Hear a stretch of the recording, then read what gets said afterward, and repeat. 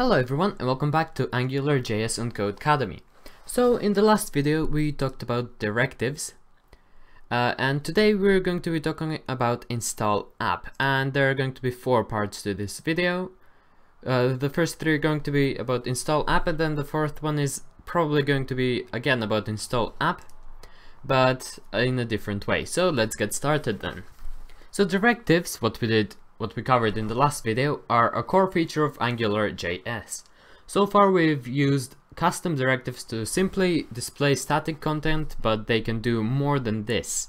So it's possible to bake interactivity into directives.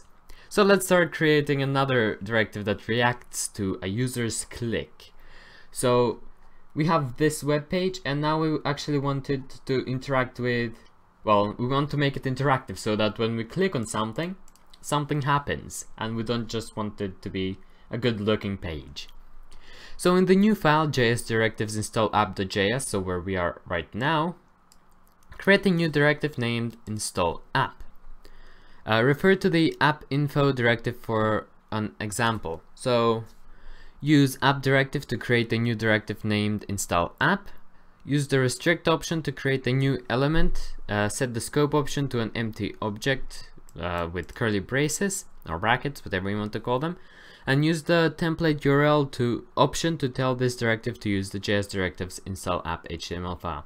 So let's go step by step. Let's see what the other directives looked like. Let's go in here, and I will just copy it to use it as a template, basically. So we have app directive, but instead of app info, we want to call it install app. Oops, there. And use app directive to create a new directive named install app. So we've done that. Use restrict option to create a new element. So E is for element. Set the scope option to an empty object, so there shouldn't be anything in here. And well, actually it wants us to do it like that. And use template URL option to tell this directive to use this file. So I'll just copy that and paste it. I think it's the exact, oh no, it's not the exact same. So let's run, and that should be fine. Hopefully, once it loads. No. Okay, let's see then. Oh right, I just forgot the J there.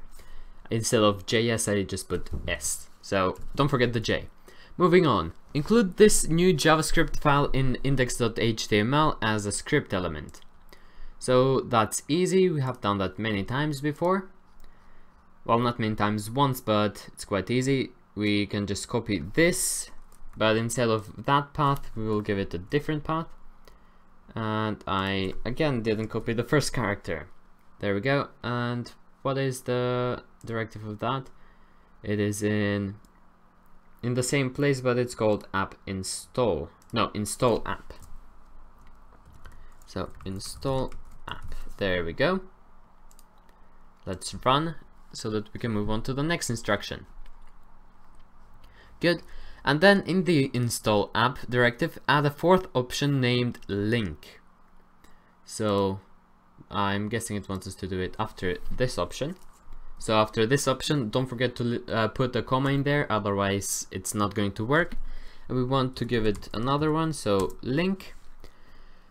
And type in the following function. Oh, okay. So, by type in, we can just copy and paste it, I think. So instead of a raw expression, let's see. Link function. Okay, I don't think it's actually told us how to do this, so we need to figure it out ourselves. If we do that, I don't think it's going to work because there is obviously an error there. Oh, it is going to work. That's weird. I mean, it allows me to move on, but what if I just delete that? Yeah, I get different errors. So, okay, let's keep it as that. So actually, yeah, we will leave it as it is because this is given to us and the error is occurring just inside that. So I'm guessing that that's correct.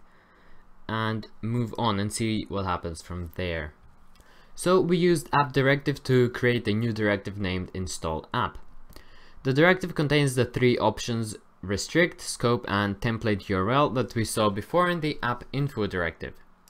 Not here, but okay. It also contains a fourth option, link. The link is used to create interactive directives that respond to user actions. The link function takes three inputs. Scope refers to the directive's scope.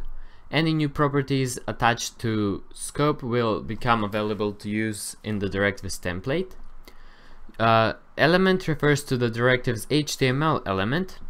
ATTRS, I'm guessing it's attribute, so yeah, contains the element's attributes.